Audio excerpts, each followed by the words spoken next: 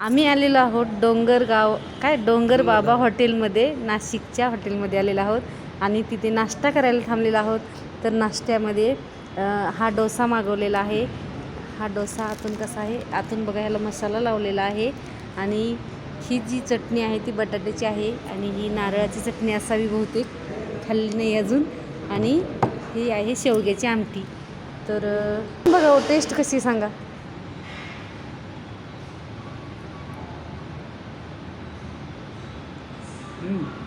चांगली आहे का? एक नंबर आहे ना. ओके, ए तू खाऊन बघ नामदेव. छान आहे, छान आहे. खायच्या आधीच का? छान हसायला नामदेव, छान दिसायला पण. नवीन ड्रेस घातले दोघांनी, छान दिसायला.